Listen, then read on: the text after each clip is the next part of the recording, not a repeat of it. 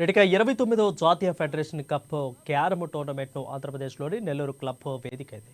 ఈ విధంగా నెల్లూరు క్లబ్ క్రీడా భవనంలోకి టోర్నీకి విస్తృత ఏర్పాట్లు చేస్తున్నారు.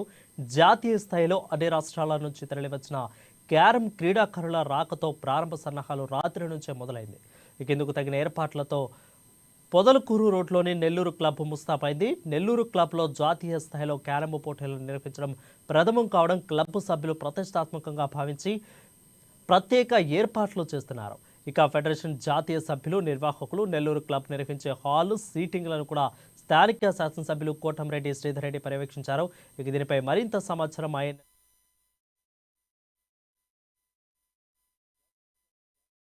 పోటీలకు వేదికైన నెల్లూరు క్లబ్లో ఇక్కడ పోటీల ప్రాధాన్యత క్రమం కొనసాగుతూ ఉంది. ఇక్కడ పాల్గొనే క్రీడాకారులు వాళ్ళ సామర్థ్యాన్ని పెంచుకునే విధంగా పాయింట్లు కూడా కైవసం చేసుకునే అవకాశం ఉంది.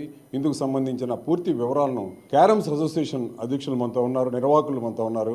చెప్పండి సార్, ఈరోజు ఈ పోటీల ప్రాధాన్యత ఎలా ఉంటుంది, క్రీడాకారులకు ఏ విధంగా ఈ టోర్నమెంట్ ఉపయోగపడుతుంది, ఎలాంటి రేటింగ్ వారు తీసుకునే అవకాశం ఉంది? ఫెడరేషన్ కప్ టోర్నమెంట్ చాలా ఇంపార్టెంట్ ప్లేయర్స్ అండి. This tournament is very tough for players because only the topmost 4 from each state or each institution will participate here. Competition will be extremely tough, and this is a purely knockout format, so that nobody gets a second chance. And the players who win here, they add to their points tally, which along with their senior nationals and other tournaments, ranking tournaments, which the federation is planning to conduct, all these points will be consolidated, and from these players we get the national team, which will take part in World Cup and World Championships later. జాతీయ స్థాయిలో అంతా క్రీడాకారులు ఇక్కడ గతంలో ప్రతిభ చూపిన క్రీడాకారులు కూడా పాల్గొనే విధంగా ఇక్కడ ఏర్పాట్లు ఎలా ఉన్నాయి? The arrangements here are extremely good. Venue is fantastic, and we have the latest and best equipment for the players. Not only the playing venue, the accommodation and other facilities here are really very, very good. And I'm sure all the players and everybody who visits this venue will appreciate and enjoy the efforts which the club has put in for this arrangement. Madam చెప్పండి, ఇక్కడ మహిళల్లో carroms అనేది ఒక కీలకమైన క్రీడగా ఉంటుంది.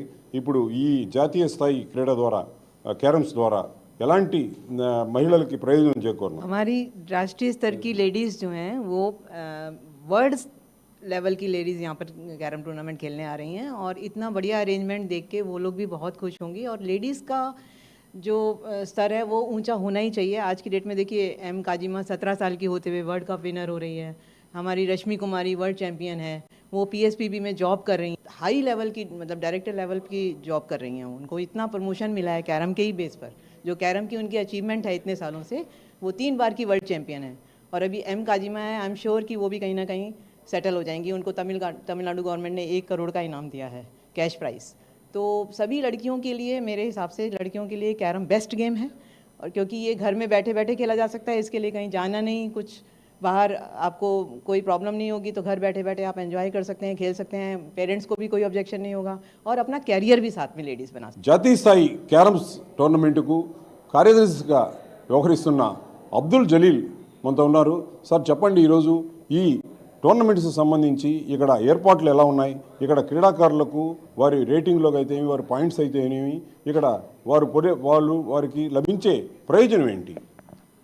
ఇది నిజంగా చెప్పాలంటే భారతదేశంలో అత్యున్నత స్థాయిలో ఈ నెల్లూరు జిల్లాలో నెల్లూరు ప్రాంగణంలో అఖిల భారత క్యారమ్ సంఘం యొక్క పర్యవేక్షణలో ఈ 5 రోజులు జరగబోతుంది.